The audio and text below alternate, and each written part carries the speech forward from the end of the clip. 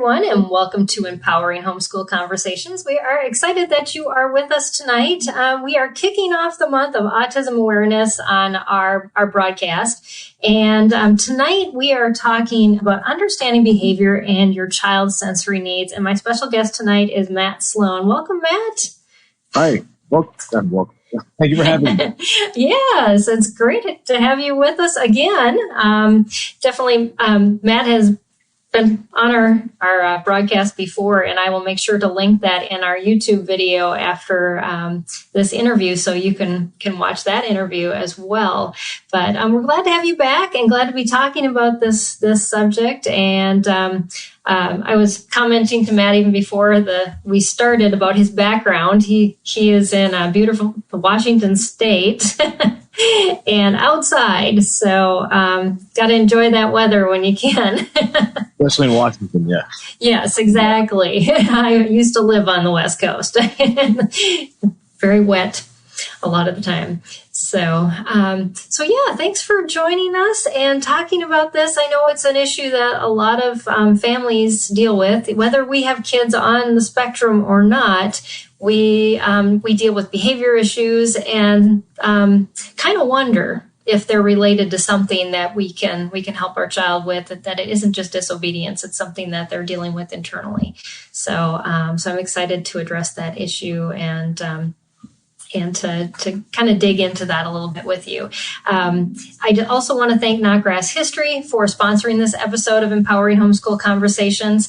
We will hear a little bit more about them about halfway through this broadcast. So thank you, Knotgrass, for sponsoring this episode. And if you are joining us, I see we have viewers popping on, but we would love for you to be able to share this with someone else that you know that may also have questions, comments about behavior issues and sensory needs for kids, and we want you to be part of the conversation. So whether you're watching on YouTube, Facebook, or Periscope, you can put your questions or comments in the feed and be part of this conversation. So we welcome you to do that. So Matt, as we are getting started, I would love for our audience to get to know you a little bit, what you do and why you talk about sensory issues, sensory needs and behavior, how that's all mixed into what you do and what you're passionate about. Yeah, sure. So my name is Matt. I'm an occupational therapy assistant. And that's, occupational therapy has kind of a pretty broad umbrella. Yeah, it really does. Yeah, there's a lot. There's a lot you can do in that practice. Mm-hmm. I generally am trained in sensory integration therapy, and that's where I pull a lot of what I do.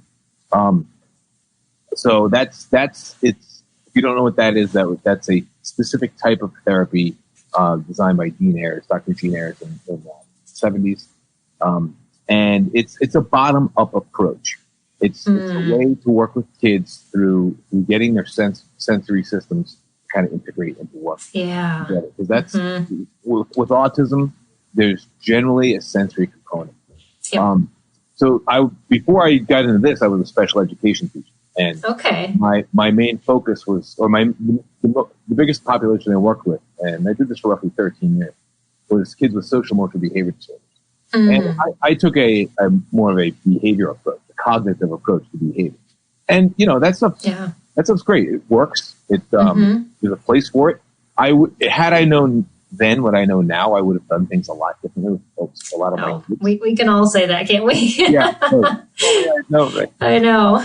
But I feel like when you're working with a kid and there's behaviors, then it's a full front. I mean, you use all your tools at your disposal, and I feel like some sensory strategies can be very helpful in working with kids, while you're using any other strategy. Yeah, and I'm excited for you to share some tonight because I know you said you had a lot of them to share. Sure. Yeah. Yeah. So you have a business called Sensory Fitness. Yes. Well, yeah. I run Sensory Fitness. It's a fitness program for everyone, but generally my clients are generally on the spectrum, struggle with sensory processing disorder or ADHD or some kind of neurodiversity. A lot of my kids, they don't like movement. They don't They don't act well in sports, and some of them don't get off the couch and do a lot of stuff. And then on the other end of the spectrum, a lot of them are they love it. They're all over the place. Right. My teachers and my avoiders. So I do my best to work on getting them to a ready state and working on motor skills. So those are kind of my two things I focus. That's great. Yeah. I love that you point out the both ends of that spectrum, because kids that are sensory, that have these sensory needs can be on one or the other. And we want to focus on just, how you typify a child that has sensory needs. And it can be such a wide range. Yes. And I know as we were talking before we started this broadcast, we were discussing about the difference between difficulties versus diagnoses. And I think we can get so hung up on that, because a lot of parents will say, well, but my child doesn't have a diagnosis. Can they still have sensory needs? And so I'd like you to dive into a little bit of that Sure. and explain that. All right. Well, everything's a spectrum, right? We're all sensory. We all have sensory systems, and we all have sensory difficulties at some point or another.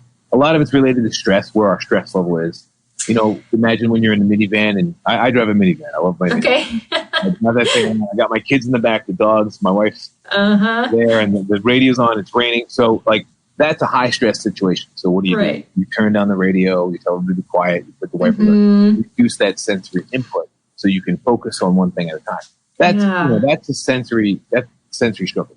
People with PTSD, kids with ACEs, adverse childhood experiences, can hang on to it can develop into a sensory difficulty. Difficulty with touch, sound, sight, these things. So there's that, and then there's also people with disorders. So anybody on the autism spectrum. I've said this at a couple of talks, and actually people with autism came up to me later and said, well, I have autism and I don't have any sensory issues. I'm not going to debate that. You tell me that's fine. But generally, I see that most people on the autism spectrum generally have sensory processing disorder. And that's disorder is different than the difficulty. Disorder gets in the way of life significantly, to the point where one of my kids, when a teacher spoke, her hands, that's some crisscrossing stuff going on. That gets in the way of life, right? Certain a lot of kids on the spectrum, they do a lot of they'll cover their ears. My daughter walks around the house with her noise canceling headset on. Things like that. To stop them from functioning as best they could. So that's a disorder. And if it's significantly impacting, I suggest going to get therapy. But there's still, therapy is, I always suggest sensory integration therapy. If you know an OT, OTs are the ones that generally administer that kind of therapy, but not all OTs are trained in sensory integration. That's a good point. Yes. Okay. But it's not the only thing that works. I think it kind of gets to the bottom. It starts from the ground up, getting to the root of a problem. But there's also, besides getting therapy, there's also a lot you can do at home, and you can modify environmental modifications around your house, and there's activities you can do with your kids as well.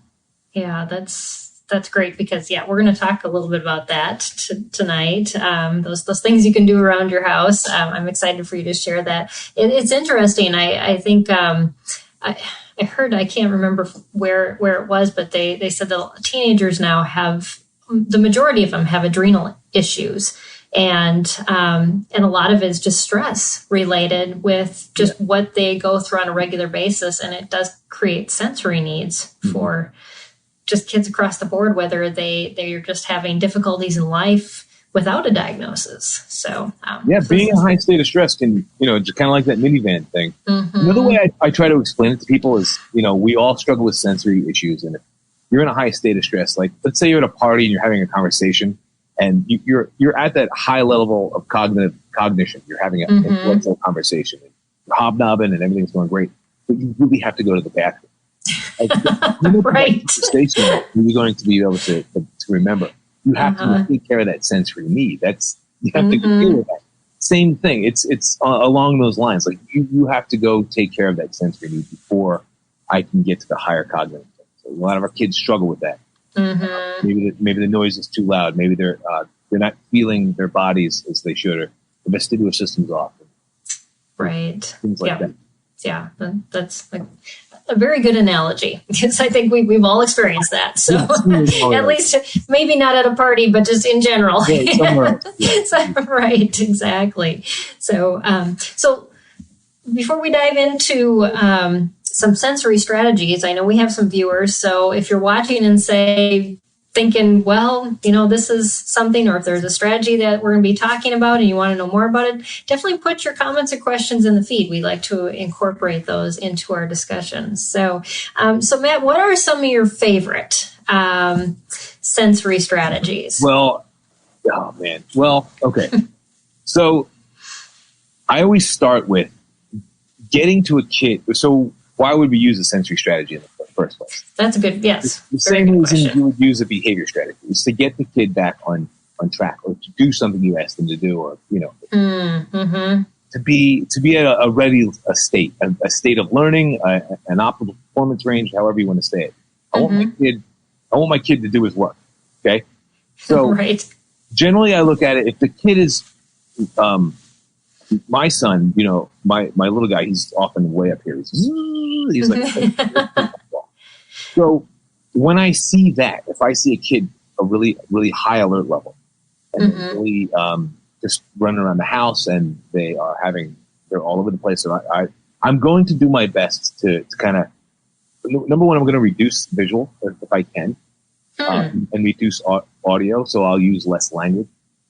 That can be hard in the home, especially when you have kids and dogs and right. But the point is that you do what you can to help reduce those. And I'm going to give them two things that always help me organize my brain is heavy work. Is one of the things that helps me organize. Removing weight. When I pick up weight, that automatic, that's proprioception. That's like I'm actively using my muscles. And when I move things, there's a reason why you feel really good and when you go to the gym. And one is you're getting all the benefits of exercise, but also you're getting that deep proprioception. I'm using my muscles, and that releases serotonin and dopamine, which are organizing chemicals, calming. Okay. So any way you can do that. I mean, I can give you strategy, so how do you do active proprioception? So active muscle use. Climbing, crawling, slow things I would try to suggest, or moving weights, things like that. The other one is deep pressure is another way to kind of bring me down, and that's like putting weight on maybe a weighted blanket or blankets. Yep. Pillows. My son loves to lay down with the dog on top. Oh, yeah. So each kid gets a dog. Things like that.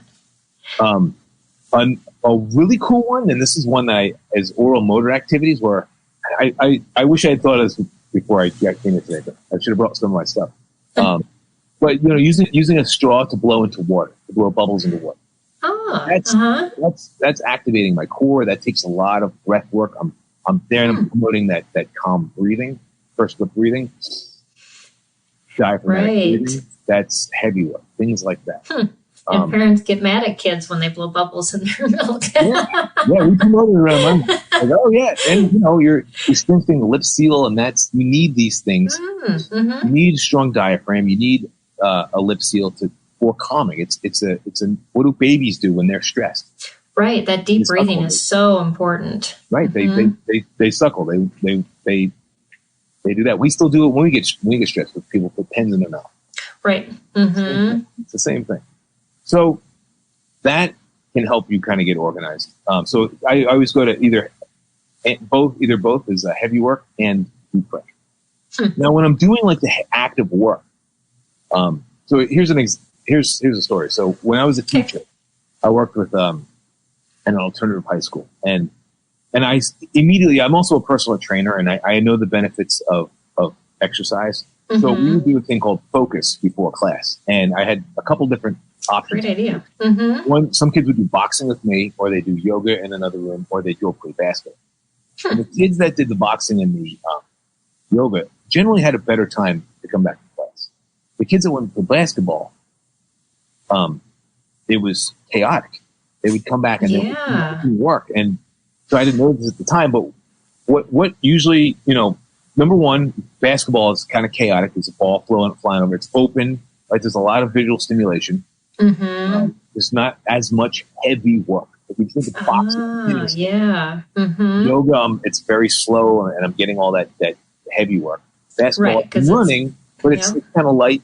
Also, I'm activating my vestibular system, and that's kind of the opposite effect. So anytime you can try it. You can just sit right here and shake your head for a minute. Right. It's going to increase your alert level. Mm-hmm. Anytime I move my vestibular system is movement of my head. So when I doing these activities, and let's say I have a kid and I'm trying to give him some active heavy work, and he's crawling over the couch, but he's falling and he's jumping and his head is moving, and then I see after he's worse or still having a hard time. Then think about like where his head movement was. Things like that. It's not that cut and dry, but it's something to be aware of. Right. Yeah. And I think a lot of times we just see it as annoying instead of this is a sign that this is what this child needs. And maybe we should take a break and do some heavy work or something that that would get them reset. On the other side of that, if kids are doing that anyway, if we see a kid like standing on their head or rolling around, they might need to get some vestibular input. And that's okay. That's okay to do that. But I would always end with heavy work, and or deep pressure. And the oral motor one is one of the best.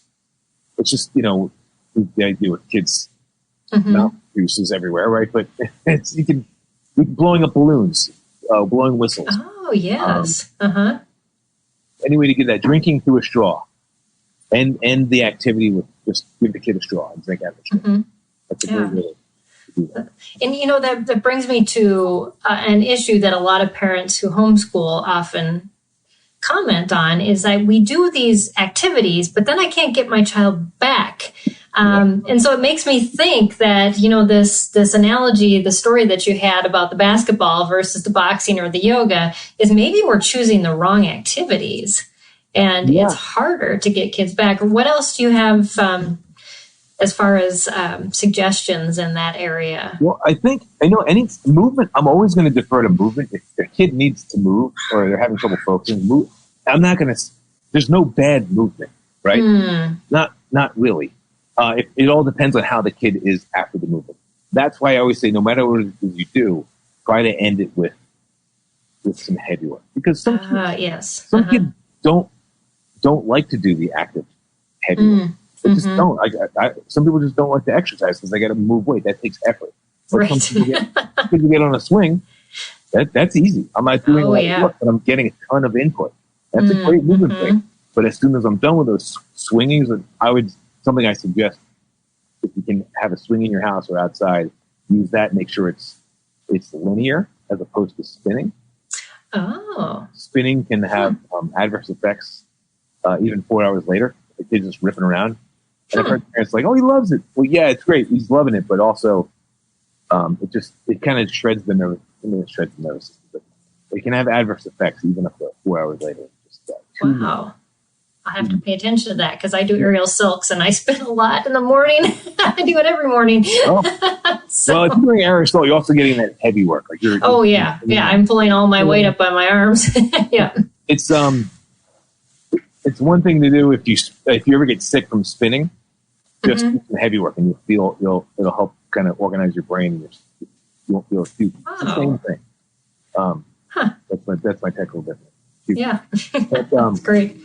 Yeah, so if you can, if you're doing spinning, go 10 one way, 1 second per rotation, and then go 10 the other way, and do that for a little bit, and then end with some either linear, and then try to get some heavy.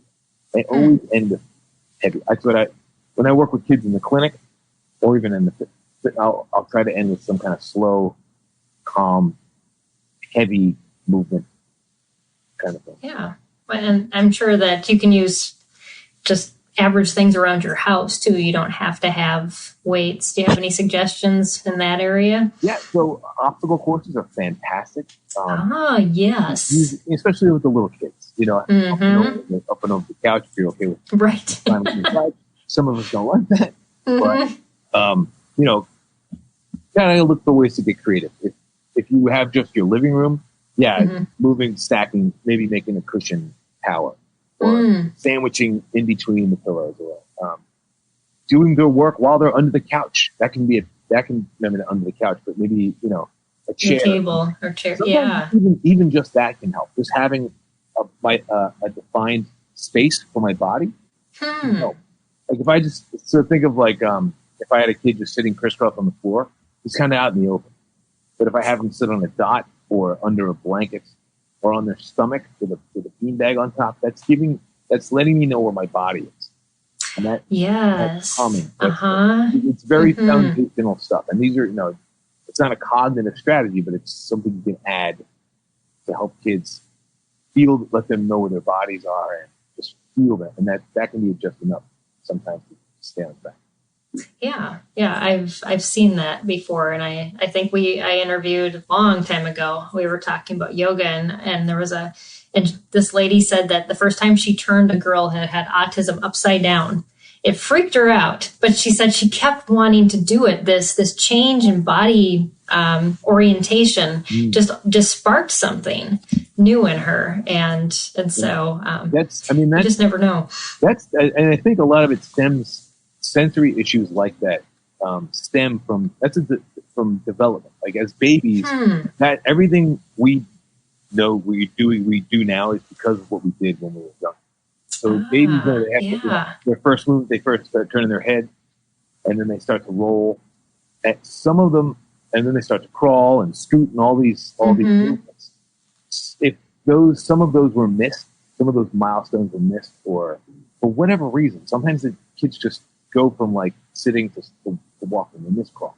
There's nothing you can do about that. But just know that might have an adverse effect on their body mechanics and their sensory system. It's all related. Movement and sensory. It's always related. It's really interesting. Yeah. And to go back and to kind of not fill in the gaps, but just use these strategies to help kids, figure out what might be some way to calm them or to offset some things that wouldn't you say that maybe they avoid those things that they don't know? Yes. So that's, it's kind of two ends of the spectrum there. Is you have your avoiders and your seekers. Some kids don't like to move, and you can almost break it down per sensory system. Like some kids don't like to touch things. Tactile sensitivities. They avoid it because they're hypersensitive. It's too much. So, if you look at the tactile system, some of those kids that they don't like the clothes on their back, or you'll see a lot of younger kids hold something in their hand a lot, or for older kids they'll pull their sleeves over their palm, or their hood rolls up because they don't want to interact with the world too much, so they have to cover it up, and it's defensive. I don't want to interact with the world.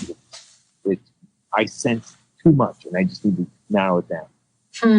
With the minivan, I got to turn it down, and we got to. Or vestibular. Some kids don't like to move because the vestibular system, it's not as integrated as it could be. It makes them feel weird, or sends them into a tizzy.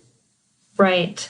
Yeah. So then sensory integration is a lot of just getting to places where they're trying to avoid, but slowly working into those places. Is that kind of a good description? I mean, you want the senses to kind of work together.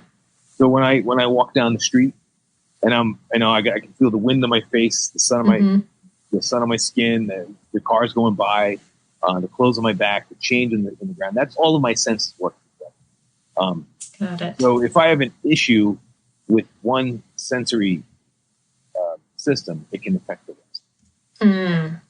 Things like that. So the big three that I look at are tactile, proprioception, and vestibular. Those are the big three. And those are the ones, so we were just talking about the tactile system. That's one example. Vestibular. Some kids, you'll see a lot of proprioception seekers. kids that are active. And this was me as a kid. I didn't really feel my body. It's almost like when you're driving and you go down the hill real fast, and you can get that feeling in your body. You don't feel your body, so you get up and you do things to feel. I'll hit or you would hit things or pick things up or run around and bolt. Right. Not a very low burst, because then that gives me some body sensation. I can feel, oh, that's good. Now I know where my body is. Okay, now I can. Right. Well, that can be kind of scary as a parent when you see your children doing that. Yeah. But it's good to understand the why behind it and why they're doing that, and to be able to feed that with safe activities so that they become more integrated. Yeah. So you asked me for some strategies. We kind of just talked about heavy work stuff and some exterior, but tactile is a big piece of that. There's a lot of tactile activities. Just having, depends on the kiddo, but having a brush. Yes, I've heard of that. It could be a comb or whatever, or letting them. That's that deep squeeze, that deep pressure. That's tactile. Tactile is light touch and deep pressure. It's outside in. For kids that can squeeze into stuff or have certain textures they can pet.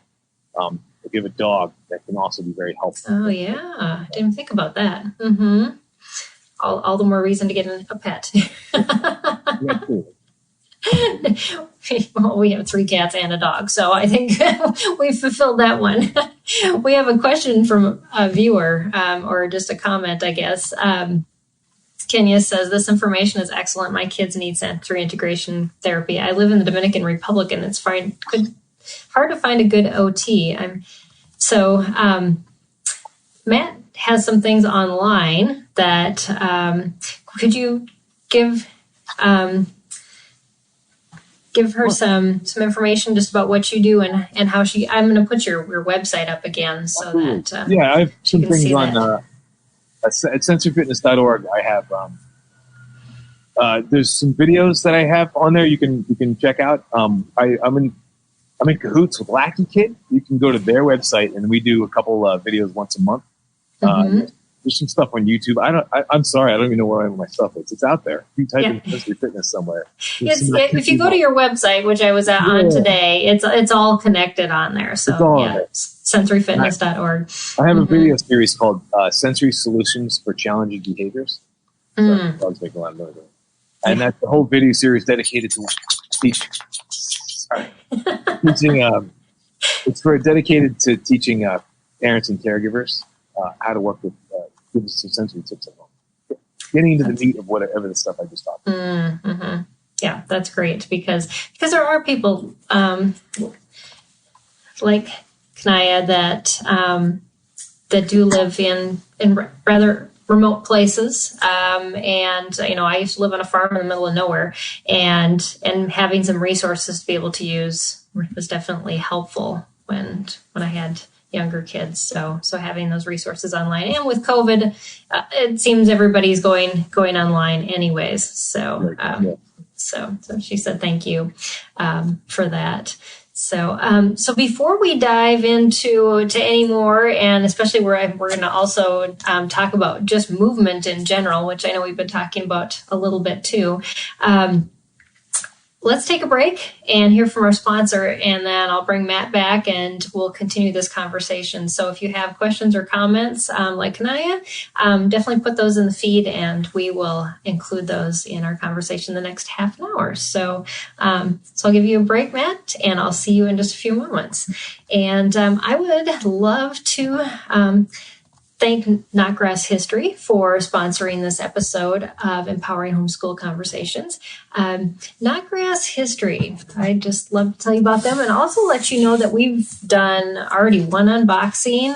We're working on another one but on our YouTube channel, we're going to have some reviews coming out about some of their history programs.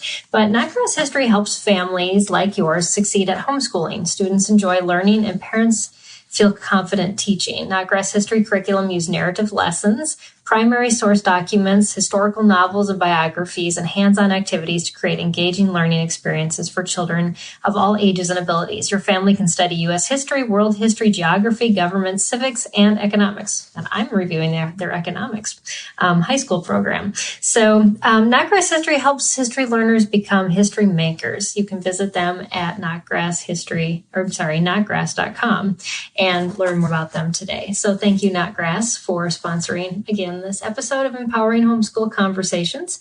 And definitely you can check them out at knotgrass.com.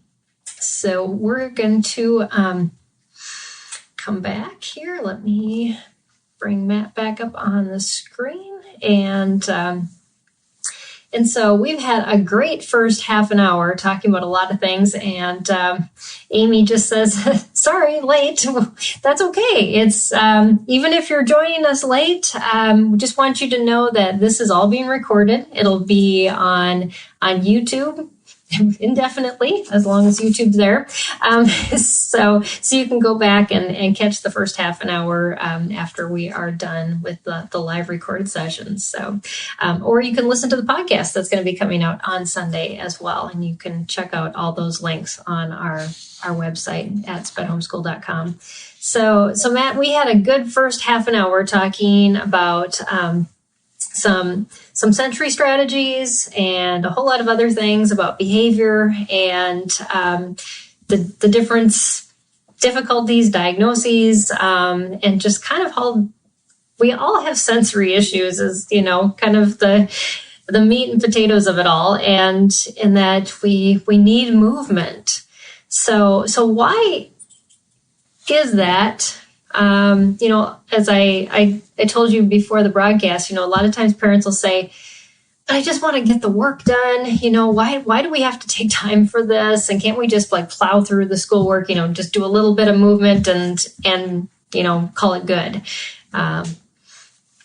So why is that movement just so important? It's so important. Well, it's important for kids because they are still developing. So movement is crucial for brain development. That's just the bottom line. Everything we learn is because from the time we come out of the birth canal, until today, movement is incorporated in everything. So I just totally got off track. That's okay. Movement. Because especially for kids, movement is crucial. So there's that, and kids aren't moving as much as they used to. It's a fact. That is so true. It's not as much, in babies, my kid, I especially a younger one, I really swaddled him because that's the only way I can get him to shut up. But then because I'm doing that, I restricted movement, and he had a lot of behavior problems later, and that was because of it. I don't know, but we definitely keep kids kind of contained a lot more from babies, everywhere from swaddling to baby seats, all the way up to adolescence with the increase of technology. Right. That, right? But then, kids are outside less. I live on a street with, there must be 20 kids on the street. I never see them. They never leave their, people are scared that, rightfully so, that kids are getting hit by a car out on the street or they get abducted. These are real fears, and that's fine. But also know that kids are not out in groups, climbing trees, throwing rocks, playing with sticks, making decisions, together. They're not walking to each other's houses and knocking on the door saying, hey, those was so more social skills, but that's movement involved. Kids are just not moving as much. And so we see an uptick in behaviors and an uptick in diagnosis like ADHD and sensory processing disorder. A lot of the time, it's just kids needed to move. Yeah. Misdiagnosed as well. So movement is crucial, and especially from from birth to 8, 9, 10, because that's when the nervous systems are really developing. After that, they kind of, I don't want to say solidified, but it'd be a little different walking up an adolescent. But still, movement is still crucial. I'm an adult. I need to move. I can't focus. If I don't get my exercise at some point in the day, I have to bring my alert level. I need to be able to focus. Right. I drink coffee. Right, that was what I was thinking too, but it just doesn't do the trick like a good workout can. We're all seeking homeostasis, and everything is we do that through movement. Mm-hmm. Yeah. So then, sorry, I'm just going to keep going. So, no, that's good. I kind of, as I was saying before, a lot of people ask me, a lot of parents ask me, what kind of movements? And as I was saying before, like any movement, anytime you're doing activity, that's fantastic. Taking into account all the sensory information I was talking about earlier, and there are specific movements you can do, specific things you can do. And this is how I think of it. Number one, the three things I focus on are one of them is posture. So helping the kid increase their posture, having stable joints, especially in the shoulders. Because if I'm on a loosey-goosey posture, that my posture dictates my alertness level. It dictates my emotions, and vice versa. My emotions also dictate my alert level. So some kids are kind of stuck in this excited response. These are our kids, maybe some of our toe walkers. That's an stance, right? Mm-hmm. What do you do when you get scared? You do this because all your attention muscles. They just tense up and So if I'm in this position, it's going to put me in a high alert state. Things like that. So I'm going to try to focus on flexion and vice versa. Some kids are just down here. So I'm going to focus on extension. Things like that. So I'm going to focus on strengthening posture. So stable joints in the shoulder, elbow, wrist, help with fine motor, things like that. Without stable these three, then this is going to be difficult to navigate fine motor activity. So posture is one. The other one is coordination. So coordination, having a middle of my body, that's the foundation of coordination. So what I mean is like there's a midline down your back. And I have two hands, two eyes, two ears, two legs. These things have to coordinate together for me to do things. Right? Think of all the things you do during the day. It's your hands coming together or crossing midline, or your arms and legs working together. So, I forgot the word. Bilateral movement? Or something like that. I don't know. I'm not an expert in that area. I did get my shot yesterday, so I'm a little... Right, yes. Out of it. So, but all of these things have to coordinate. So that's one thing I'll focus on. I'll focce on kids working at midline or crossing midline. That's a big deal. Yeah. Things like that. And it also includes my eyes and my ears. When I read, I have to cross midline. As soon as I'm reading this eye is crossing midline. Once I get to here, now this eye is crossing. And if I have difficulty, if I don't have a center of my body, that can be different. Right. Even how I walk, things like that. And then the third would be kind of the motor stuff, the motor planning. And if I kind of focus on those other two, that motor planning I kind of work on, but I can be intentional about how to work on it. And motor planning is doing novel movements I don't normally do. So like if you say to a kid, okay, get your mat.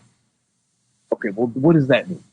That's not that's not something I normally do every day, or maybe it is, but that's not something I normally do. That means I have to turn around, I have to go find my book, I have to know the page to open it to, I have to get my pencil, get my other notebook, open that up. That's a lot of steps. So if I have good motor planning, a general statement like that can be very, let's get ready for dinner. What are you talking about? Right, yep. Go get the plates. Right, I can do that. Go get the plate. Put the plate on the counter. So, like things like that. Multiple steps. Okay. Normally do. On regular, where it's like second nature. Unless you do every day, chewing something. Right. Yeah. There's a lot to think about. You talked about that heightened sense of that kids are in, and just that posture, and just I remember hearing something about just how core strength in kids has gone down so much. And Kanaya said that her son is a toe walker. He's 7 years old. What are some ways that you can work on that posture with kids? Oh, toe walking or toe walking specific? Well, either that or just posture in general. So I look at core strength, joint stability. So posture, yeah. Core strength, joint stability, trunk rotation, neck strength. That's kind of how I guess I never thought about flexibility being involved with posture. Yeah, your trunk, because like a lot of kids, you might sit and they have that kind of collapsed trunk space. They're kind of yeah, that affects the tension level. It's the same thing with those rounded shoulders.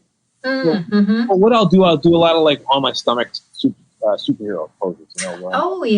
That's a great way. That's a great way to work on core, or just the opposite. Flip them over on your stomach and bring your knees up.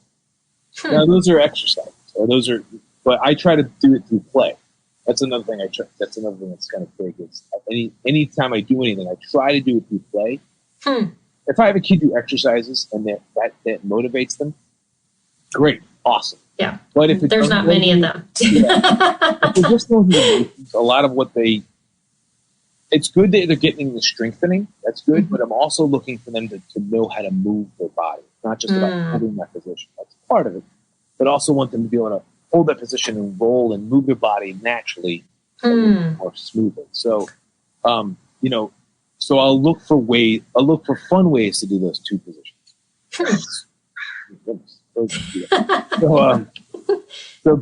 So Superman on my stomach, or I'm extended out, and then flexion, bring my knees up. So even something like hanging onto a trapeze bar and bring my knees up. That's so you can work on that. A zip line, like put my knees up. Swimming where I'm on my stomach, that's extension. Pulling a kid on a scooter, either on their stomach or on their butt, and they can things like because you have to balance, and balance is huge for core strength. Well, yeah, but just exact balance, and then just holding that position, and it's fun, and that's who doesn't want to be pulled around on a scooter? I mean, I would love that. Right. Flipping around, and then they're having fun, and they're working on hand strength, you're working on shoulder stability because they're moving the rope or something. Oh yeah. Yeah. I think we used to use skateboards for that too. We were little, you just go down the driveway on those things. Yeah. But and didn't know we were working on our core strength. That's what you do when being outside, and kids naturally gravitate towards those things. I just feel like a lot of that time outside, climbing trees, throwing rocks, digging in the dirt is limited. That's not true in all the cases, but I feel like from what I see, a lot of my kids that I see, I ask them how much time they spend outside. Like, well, 30 hours video game. I'm like, cow. Yeah. Yeah. Well, I was the mother with my teenage daughter who said the same thing a couple of weeks ago. And she stopped doing aerial silks because she was so sore and had so many other issues. And I was like, oh, yes, she hasn't been on them and hasn't done any exercise. But fortunately, she had somebody else talk her into it, telling her she needed to do it. Because I think we get those teenagers and they're like, they don't want to listen to mom and dad, but maybe they'll have another voice of reason speaking into their lives. So, I might have sounded a little condescending there, like get your kids outside. But I mean, my kids are inside right now watching a TV show.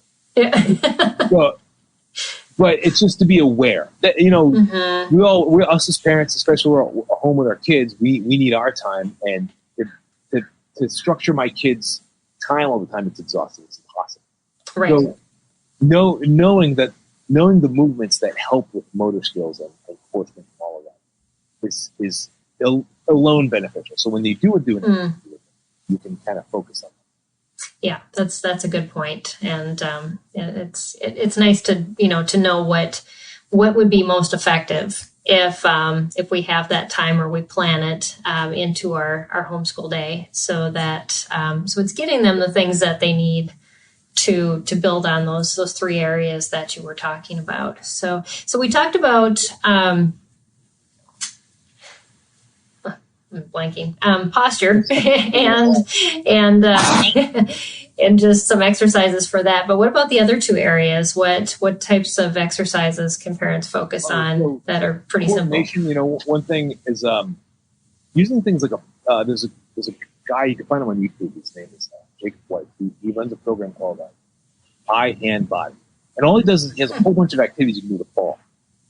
Right? Because think of it's low tech, right? So it's just something as simple as like moving the ball back and forth through hands, and then you upgrade every time. So then you bounce the ball. Yeah. On the other hand, you bounce opposite hands. He has thousands and thousands of Oh, wow. Things like that, coordinating activities. So something with a ball throwing a ball around can be great. What I would watch, like, is when my kid throws the ball, is he crossing midline? So maybe it's not, I'm sitting down now, but some kids will throw and they'll put the same foot out that their hand is. Oh, yes. I never thought about that. I'm not like crossing my midline. That can be, so I may want to flop the other foot, or maybe I'll just want to throw a big rugby ball, or football, or soccer ball, something they have to use two hands.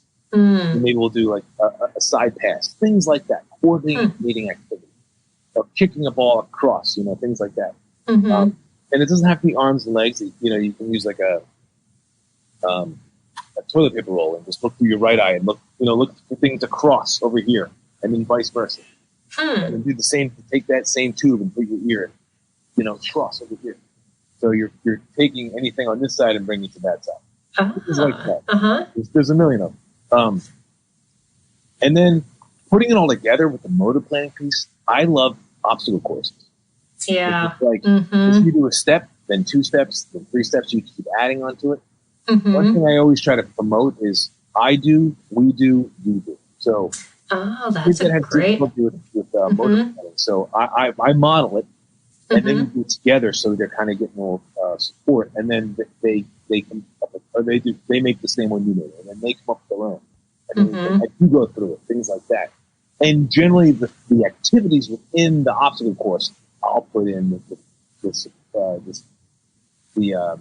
posture stuff and the coordination stuff, and whatever. It doesn't matter as long as you're hitting a lot of things. So. Right. Yep. Okay. So my question for you now is, I know our guest last week said, I'm not the one that gets down on the floor and does things with my kids. That's not me. I definitely love to get out and get involved. But do you have any words of advice for those parents that maybe are saying, I'm not sure about me doing that? First thing I'm always going to say is go on, just do it 1 or 2 times a week. Go on then.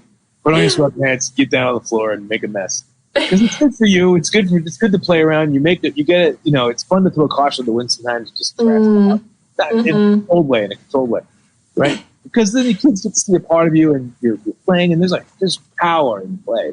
There is, and there's a fun, and and maybe if you're having lots of behaviors, that time can be spent bonding, which is helpful to you. That's what I'm always going to say that. Number 2, there's plenty of videos on YouTube, things like that, where kids can do that kind of stuff, or signing them up for sports if they can do that, or finding a gym. Places like, they have these indoor places like the trampoline and things like that. Right. Yeah, they have those autism gyms and other places. There's Rock the Spectrum. There's places that right. Huge obstacle course kind of places, and kicking the kids out once in a while and just locking the door, I think is fine. Because there's plenty of trees, even if it's rainy out.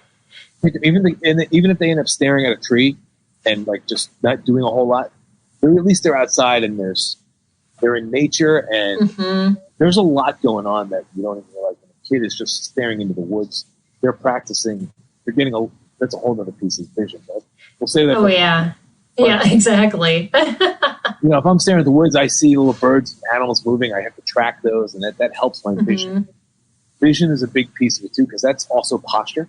Like if my eyes are weak, then my eyes are wiggling, and that's going to affect my posture. Then my vestibular system's moving. Oh yeah.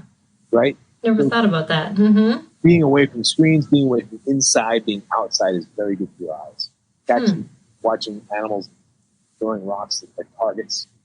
Right. Hitting things with sticks, or digging in the dirt. That's. Oh yeah. It's all naturally out there anyway. Yeah, that's some great motivation. I know. I think we're going to have a blog later this month about just outdoor activities to do with your kids and different things that just rather inexpensive ways that you can get outside and do some activities. So next month is what we're focusing on. We're actually all next month we're focusing on outdoor activities for our broadcasts and our blogs. So. I'm just thinking ahead because we're doing those right now because all the other ones for this month are already done. But archery's a great one. I use that a lot with my kids to be doing outdoor activities. What is that? Archery. I use archery. Archery, my kids. It's fun, and you'll see right away some kids struggle with it. That does take a lot of coordination. And I have a couple of cheap bows I got from my phone, and yeah, it's a great tool. Yeah, There's just so many things that if we, can get outside and just think outside the box too of what we can do instead of just the norms. Yeah. So, well, this is great. This has been some good information.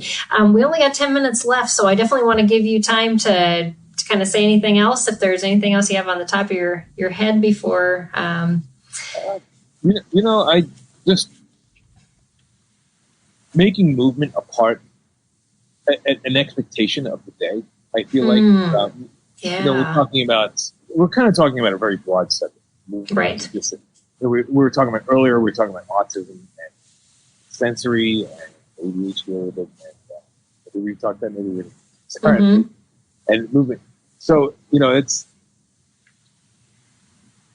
anytime I incorporate allowing my kid to move as much as they possibly can, it's only going to benefit, taking into account, the vestibular system and the, I would focus on those two things as far as sensory input.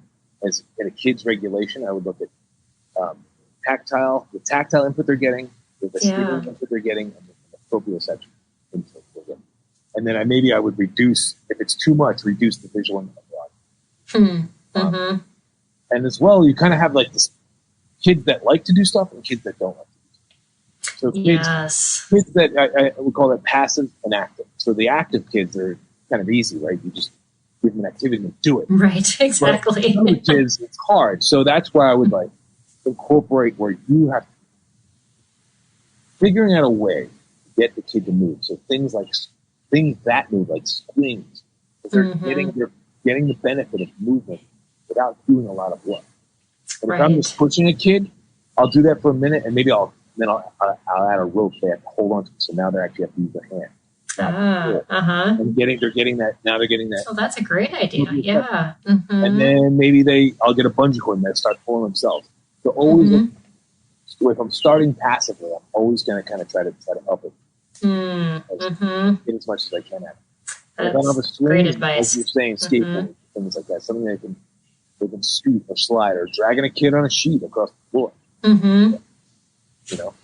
Right. Yeah. That's a good point, because kids will just, if they tend to be that one that wants to sit, they're going to try to stay in that mode. Yeah. It's hard. Especially if they're maybe sitting down using a tablet or on a screen it's hard to get them to up and move. So, but if you think about it, it's like if you ever get on a roller coaster, and when you get off that roller coaster, you're jazzed. Right. And you didn't do any work. You're just on a roller coaster. You're very alert. You're very awake. For better or for worse, you're awake. Right. You're finding ways to get that body moving without them having to do it. And then you can get them engaged. It's kind of bringing that alert level up. And then Yeah, that's a good point. And so it is possible. I think that's what's most important for parents to know is, we've got these kids that are either, going to drive us completely crazy because they're running around the house and doing all these things, or those that are just completely sitting still and we can't get them moving, but there's hope for both ends. Yes. So, well, thank you, Matt, for sharing all of those strategies. The title of our broadcast tonight was Understanding Behavior and Your Child's Sensory Needs. And so I hope as our parents have been listening, you understand how behavior is so related to the sensory needs of your child. Like we talked about earlier, I love how you pointed out, Matt, that it doesn't have to be a diagnosis. It can just be a difficulty. And that's something that anybody, any child, any adult can deal with. So I do want to give you time to talk a little bit about your website, sensoryfitness.org. I had said to Matt, I said he has a masterclass and he has a 5-day challenge that I wanted him to talk about for sure. Yeah. The masterclass, I think it's on my website. If not, it's on it is. Yep. Okay, great. Thanks. I was on it today. It's not my thing. So, yeah, masterclass is it's access to my video series, which I add to once a month. and there's like 45 videos on there. That's awesome. And you also get access to a bunch of Latch Kid stuff. They have sensory equipment, and then also once a week we do this fitness class. It's half an hour. It's on Tuesdays at 4 Pacific time. It's a lot of fun. So, and we have a couple other time slots as well. There's that. Then there's the 5-day challenge, which is, I'm not even sure what that is anymore. Oh my goodness! It was something about parents and kids to get them active. Yeah, sorry. It's 5 challenges that with video examples that you do, and you take videos and submit them and post them, and you get discounts to Lackey Kids and all that. So that and Lackey Kids is one of our partner organizations, so they've got some great stuff, and I know they're partnered with you too. So that's. And then I'm putting together. If anyone's a fitness professional, I'm putting together a fitness for autism certification. So anybody that works with kids on the spectrum, doing fitness with them, it's kind of a different approach than other programs because I kind of take a sensory approach, more of a bottom-up approach, as opposed to more of a cognitive kind of approach. So that'll be that's great. Yeah. So definitely check out sensoryfitness.org for all of those resources that Matt has, and this has been just a great hour of information, and I hope it's been encouragement for a lot of families too. You just have so much to share, Matt. I appreciate you coming back on our show again. Thank you very much, Peggy. Thanks for having me. Yeah, and I also want to thank Knotgrass History for sponsoring this episode of Empowering Homeschool Conversations. So next week, we are going to continue Autism Awareness Month and be talking about autism homeschooling with an autism homeschooling pro. You would actually call her the expert, Cheryl Swoop, who is the author of Simply Classical, and she's written a book on that. She has a curriculum related to that, and she used to be on our board of directors here at SPED Homeschool. But a lot of people just love what Cheryl has to say. She has a very gentle approach to homeschooling and has 2 adult children now on the spectrum. And she's homeschooled them all the way through and continues to teach them now into their adult years. So Cheryl will be on with us next week. So you'll definitely want to join us for that broadcast. And other things we have going on at SPED Homeschool, we would definitely like you to subscribe to our YouTube channel. We also have a newsletter that comes out twice a week. If you don't know that, you can go to our website and subscribe to that.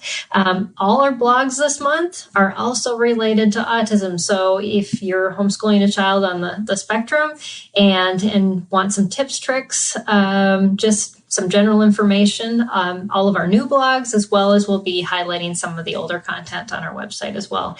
And then we have webinars that we just started. And so those are once a month, how to homeschool. If you're new to homeschooling your high schooler that's a struggling learner, and also getting creative with your curriculum. And those are put on by some of our team members who are amazing. They are better teachers than I am. So you'll definitely want to check those out.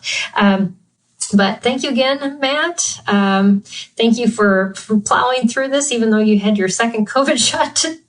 And yes, I think you need a rest after this. And thank you again, Knotgrass History, for sponsoring this episode, and all of you for joining us. We appreciate our viewers and look forward to seeing you again right here next week, same time, same place. So have a great night, everybody, and we'll see you next time.